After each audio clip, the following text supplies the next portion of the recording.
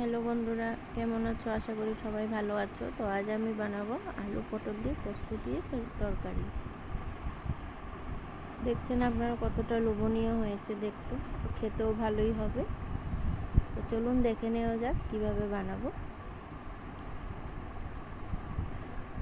তো সবার প্রথমে আমি এখানে পটলের খোসাটা কাটিনি, চেঁচে নিয়েছি, চেঁচে পিচ পিচ করে নিয়েছি।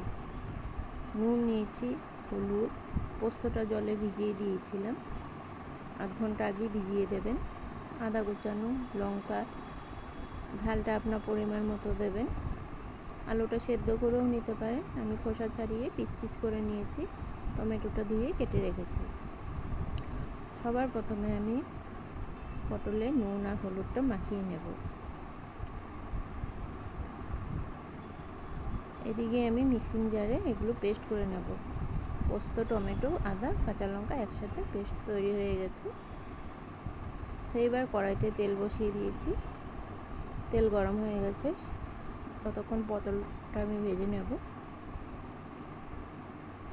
পটলটা ভালো করে ভাজা হয়ে গেলে তুলে নিয়েছি। এবার ওই একই তেলে আলুটাও ভেজে নেব। ফোড়নের জন্য তেজপাতা আর শুকনো লঙ্কা দিয়েছি একটা, সামান্য গোটা জিরে। ফোড়নটা একটু ভাজা হলেই এর মধ্যে আমি পেস্ট তৈরি করে রেখেছিলাম, ওই পেস্টটা দিয়ে দেব। দিয়ে ভালো করে মিশিয়ে নিতে হবে।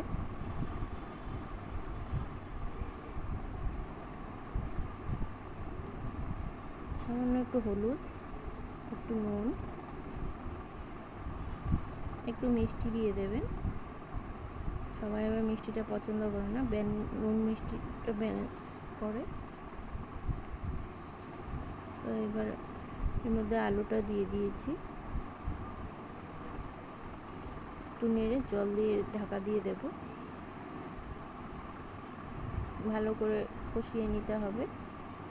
আলুটা সেদ্ধ অর্ধেক সেদ্ধ হয়েছে, একটু জল দিয়ে দিলাম, মশলাটা নয় পুড়ে যাবে। আলুটা সেদ্ধ করে নিলে এতক্ষণ না কষালেও হয়ে যাবে। এবার এর মধ্যে পটলটা অ্যাড করে দেব। ভালো করে নেড়ে নিতে হবে। দেখছেন আপনারা শুকিয়ে এসছে। তো এবার এর মধ্যে জল অ্যাড করব।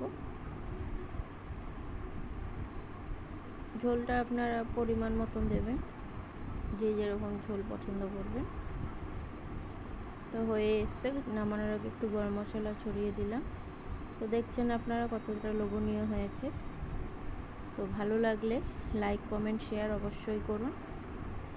পরে আবার দেখা হবে। টাটা।